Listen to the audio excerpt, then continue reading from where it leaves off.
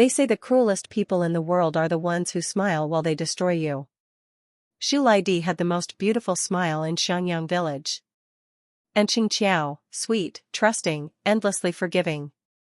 Cheng Qiao never once suspected it was a mask. Not when Laidi borrowed her money and never returned it. Not when Laidi whispered lies to turn the village against her. Not when, piece by piece, everything Cheng Qiao had ever loved was taken away. She didn't suspect a thing. Until the night Laidi finally told her the truth, laughing, saying she just loved to watch Cheng Qiao suffer. And by then, it was too late. Cheng Qiao wrapped her hands around that smiling throat. And they both stopped breathing. But then, Cheng Qiao opened her eyes. It was 1969. China's countryside was alive with the movement of educated youth, young people from the cities, sent to live and labor among farmers, to be re-educated by the land. Cheng Qiao was 18 years old when she arrived at Xiangyang Village in the northeastern region, a city girl with soft hands and a softer heart. She had never farmed a day in her life. She didn't know how to light a wood stove, gut a fish, or carry water in a wooden yoke without her shoulders screaming. But she smiled anyway, and worked anyway, and offered to help anyone who asked. And people asked. Constantly. Her fellow educated youth, Laidi, was her closest friend, or so Cheng Qiao believed. Laidi was clever, charismatic, and always had an excuse for why she needed something. A loan. A favor. Cover for when she slipped away at night. Cheng Qiao gave everything Laidi asked for, never once counting the cost. But Xiangyang Village had another problem besides the city girls adjusting to rural life. His name was Erlizi. If you asked the villagers about Erlizi, they'd spit on the ground first. He was the most hated man in the village, the second son of a family with no land, no money, and no dignity. He was lazy, they said. He was shameless. He would drink, gamble, and disappear for days at a time. No woman in the village would go near him. Even the village dog seemed to sense something was off. And somehow, through a series of circumstances that Cheng Qiao didn't fully understand until it was too late, she ended up married to him. Pregnant. Humiliated. Whispered about. She had been maneuvered into that marriage like a chess piece moved by invisible hands. But she didn't know that yet. She just tried to survive. To be a good wife. To love the child growing inside her. And for a while, it seemed like maybe, just maybe, Erlizi wasn't as terrible as everyone said. He was rough. He was blunt. He had the social grace of a boulder. But he never raised a hand to her. He disappeared for days and came back with food. There were moments, just moments, when she caught him watching her with an expression she couldn't name. She told herself it would be okay. It wasn't. Erlizi went up the mountain to hunt, to feed their family during a hard season. He didn't come back. They said he fell off a cliff. They found his hunting pack. They never found him. Cheng Qiao was left alone with a baby and a village full of people who had never liked her. She fought. She survived. She held her child close and told herself that was enough. Then one morning, her baby drowned in the river. The village had an explanation for that too. She was cursed. She was an ill omen, a woman whose bad luck destroyed everything she touched. Her husband. Her child. Maybe she would destroy them too. They drove her out of Xiangyang Village with whispers and cold shoulders, and finally, a door slammed in her face. Cheng Qiao wandered for years. She begged. She worked menial jobs. She survived, because she was too stubborn to die on their terms. And then one day, she found the truth. It hadn't been bad luck. Laidi, her smiling, beloved best friend, had been pulling the strings all along. It was Laidi who had engineered her marriage to Erlizi, to humiliate her and remove her from Laidi's path to better opportunities. It was Laidi who had pushed Erlizi off that cliff. It was Laidi who had held Cheng Qiao's baby under the river's surface. And when Cheng Qiao stood before her, shaking with fury and grief, Laidi smiled a beautiful smile and said, "I just liked watching your face when you suffered." Cheng Qiao's hands found Laidi's throat before she even decided to move. And the world went dark. And when she opened her eyes again, the first thing Cheng Qiao noticed was the corn. Tall stalks. Green leaves brushing against her face. The smell of autumn earth and night air. The second thing she noticed was Erlizi's face, inches from hers, staring at her with those dark, unreadable eyes. She screamed internally. She was 18 again. The same night. The same cornfield. The same exact moment where everything in her first life had started to go wrong. But this time, she remembered everything. Every lie Laidi had told. Every scheme. Every death. The baby she had held for 2 years before the river took him. The husband she had never fully understood before a cliff claimed him. The years she had spent wandering, broken and alone. She remembered all of it. Every wound. Every betrayal. Every moment of kindness she had offered people who didn't deserve a single breath of it. Cheng Qiao sat up in that cornfield, looked at Erlizi's rough face, and made a decision. She was done being naive. She was done being used. And every single person who had touched her life with cruelty was going to answer for it. Starting now. The first order of business was Laidi. In her first life, Cheng Qiao had been so grateful for Laidi's friendship that she'd ignored every red flag, the borrowed money never returned, the schemes that always somehow benefited Laidi, the way she always seemed to be nearby when things went wrong. Not this time. Cheng Qiao went back to the educated youth dormitory with the precise, calm focus of a surgeon. She found Laidi exactly where she expected. Surrounded by their fellow educated youth, telling a story and making everyone laugh, the picture of warmth and friendship. Cheng Qiao walked up to her and smiled. "Laidi," she said pleasantly, "I believe you owe me money." The laughter stopped. Laidi blinked. "What? I don't know what you're talking about." 42 yuan, Cheng Qiao said, her voice perfectly even. "Borrowed over 7 separate occasions. I wrote them all down." She hadn't written anything down in her first life. She was writing everything down now, in her mind, where it could never be stolen or destroyed. Laidi's face cycled through surprise, offense, and then a kind of careful calculation. "You're making a scene over pocket money? I thought we were friends." "We were," Cheng Qiao said simply. "Now we're not. The money, please." The educated youth dormitory watched in stunned silence. In her first life, Cheng Qiao had been so afraid of conflict, so desperate to be liked, that she'd let every slight pass without comment. They had never seen her like this. And the funny thing about Laidi, about most bullies, really, was that they depended entirely on their targets being too afraid to fight back. The moment Cheng Qiao stopped being afraid, Laidi had nowhere to stand. The money was returned by evening. Grudgingly. With a look of pure venom that Cheng Qiao met with a bright, serene smile.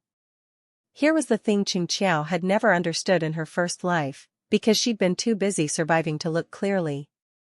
Erlizi was not what the village said he was. Yes, he was rough. Yes, he had a reputation. Yes, he had made choices in his youth that left marks on how people saw him. But the gambling debts were not his, they were his father's, inherited like a curse. The laziness was actually a series of off-books jobs he took to quietly pay down that debt without anyone knowing. The disappearances were military training. Erlizi had quietly enlisted and was waiting for his orders, telling no one because he didn't trust the village with the information. He hadn't fallen off that cliff by accident. Laidi had lured him up that mountain with a forged message, a message that appeared to be from Cheng Qiao herself, asking him to meet her. He had gone because when it came to Cheng Qiao, gruff, impossible to read, rough-edged Erlizi, he had never been able to say no. Cheng Qiao stood in the autumn cornfield of her second life and looked at this man with completely new eyes. He wasn't a scoundrel. He wasn't shameless. He was a man carrying an impossible weight in a society that had no patience for complexity, who had, in his own blunt and clumsy way, been trying to protect her. He just hadn't known how to say it out loud. She would help him figure that out. But first, there was the small matter of a magical space she'd discovered tucked inside her consciousness, stocked with food, seeds, and medical knowledge that hadn't existed in 1969. In her new life, Cheng Qiao was not going to be hungry. She was not going to be helpless. And she was absolutely not going to lose the people she loved to the schemes of a smiling snake. One of the stranger discoveries of Cheng Qiao's second life was the space. She'd noticed it on her first night back, a warm, glowing sensation at the back of her mind, like a room that had always been there but she'd never thought to open the door. When she did, she found a world. Not a large world, but a complete one, a small plot of farmland, rich and black, that responded to her touch. Seeds that grew impossibly fast. Vegetables that shouldn't have existed in 1969 China, plump and perfect. A stream of clean water. Shelves stocked with herbs and medical texts from the future. She had no idea where it came from. She didn't particularly care. What she did know was what to do with it. In a village where food was rationed and hunger was constant, the person who controlled food controlled everything. Cheng Qiao was about to become the most quietly powerful person in Xiangyang Village, without anyone understanding how. She started small. A bag of vegetables left anonymously at the door of the elderly widow on her street. A bundle of herbs that happened to cure the brigade leader's persistent cough, pressed into his wife's hands with a modest smile. A patch of grain that appeared beside a family with 5 children and not enough work points to feed them all. The village that had once dismissed her as a naive city girl began to look at her differently. And Laidi began to feel the ground shifting under her feet. Erlizi noticed the change in Cheng Qiao before anyone else did. In her first life, she'd been startled by him, wary of him, slowly worn down into a resigned acceptance. In this life, she watched him with eyes that already knew the whole story, the debts, the training, the clumsy protectiveness, the mountain. The day he brought her a skinned rabbit he'd caught, dropping it in front of her without a word, already turning to leave, she caught his arm. "Thank you," she said. He froze. Turned to look at her like she'd said something in a foreign language. "For the rabbit?" "For a lot of things," she said. "Sit down. I'll make soup." He sat down. He looked like a man who'd been hit on the head and wasn't sure if he was dreaming. That was how it started. Not with grand declarations, Erlizi wasn't built for those. Not with flowers or poetry, there were no flowers to spare in 1969 Xiangyang Village. It started with a bowl of soup, shared in awkward silence, and then another, and then a habit. He fixed the latch on her dormitory window without being asked. She left medicine outside his door when she heard him coughing in the cold. He walked slightly behind her whenever they moved through the village, close enough that no one would dare say something cutting, though he never explained why. She didn't need him to explain. She already knew. But she waited. Because some things are better the second time, when you understand what you have before you lose it. The moment Erlizi looked at her across a crowded brigade meeting, and she raised an eyebrow at him, and he, for the first time in memory, smiled. She decided she'd waited long enough. "Erlizi," she said, catching up to him after the meeting. "Are you planning to keep pretending you don't like me, or should we save some time?" He stopped walking. Turned around very slowly. "What?" "I like you," she said simply. "You're rough and you have no manners and half this village thinks you're a disaster. But you're also the only person here who's never tried to take something from me." A very long pause. "I'm not good with words," he said finally. His voice was careful. Like he was picking up something fragile. "I know," she said. "That's fine. I'll talk enough for both of us." He looked at her for a long moment. that dark, unreadable expression. Then, "Don't change your mind." It wasn't a declaration. It was closer to a warning. Or a plea. "I won't," she said. And she meant it. Su Laidi did not go quietly. In Cheng Qiao's first life, Su Laidi had operated in the dark for years, carefully, patiently, never leaving a trace that could be pinned directly to her. She was too clever for direct attacks. She worked through whispers, through manipulation, through making herself so beloved by the village community that no accusation against her could stick. But that strategy required one critical thing: a target who didn't know the moves in advance. Cheng Qiao knew every move. Every rumor Su Laidi planted, Cheng Qiao had already quietly laid the groundwork to disprove. Every scheme that had once trapped her, she simply didn't walk into. And each time Su Laidi reached for a lever that should have worked, she found it wasn't there anymore. The village, which had always found Su Laidi charming, began to notice inconsistencies. Stories that didn't quite add up. A pattern of misfortune that always, somehow, seemed to circle around the same people who'd crossed Su Laidi's path. Cheng Qiao didn't accuse her. She didn't need to. She just moved through her second life with purpose, and let Su Laidi's own nature do the work. When the brigade investigated the irregularities in the communal grain accounting, irregularities that had been happening for years, benefiting exactly one person, the evidence was already there.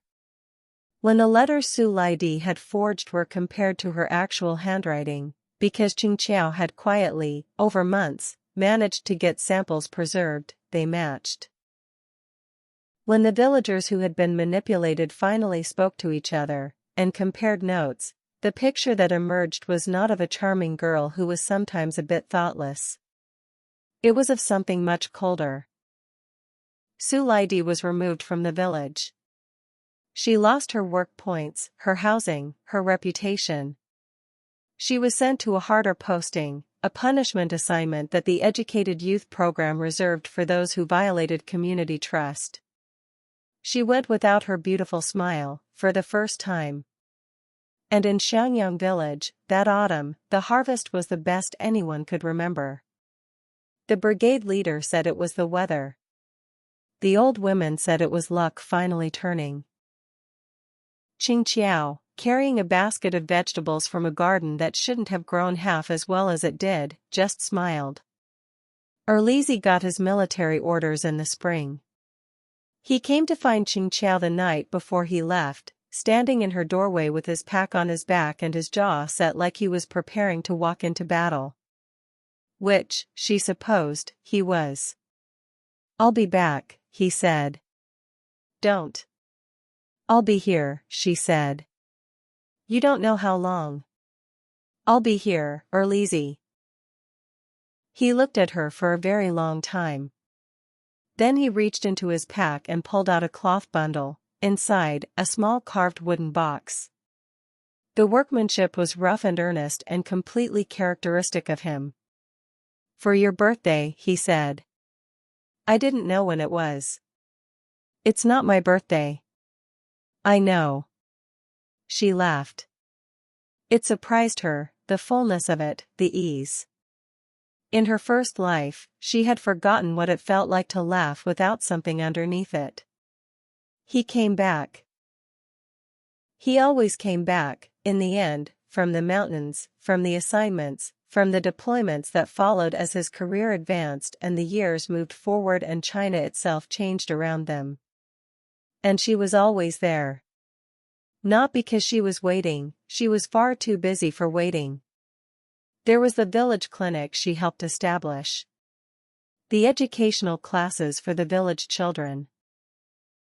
The years when reform finally reached even Xiangyang Village and opportunities opened like windows thrown wide after a long winter. She was there because it was where she'd chosen to be. Where she'd built something real and warm and permanent, in the life she'd been given back.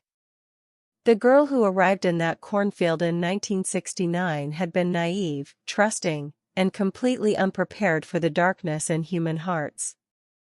The woman who walked through Xiangyang Village now was none of those things.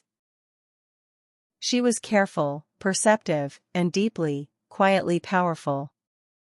She was loved by a rough man who showed it mostly through showing up. And she was, for the first time in any life she could remember, completely fine. And that is the story of Cheng Qiao, a woman who died once for trusting too much, and came back knowing exactly who she was. If this story moved you, if you found yourself cheering for Cheng Qiao, or holding your breath through the confrontations, or smiling at the quiet love story that grew in the middle of all that justice, hit the like button. Leave a comment. Tell me what your favorite moment was. And if you want more stories like this, rebirth, revenge, redemption, and love that actually makes sense, please subscribe my channel. New stories go up every week. I'll see you with the next story up ahead. Bye bye.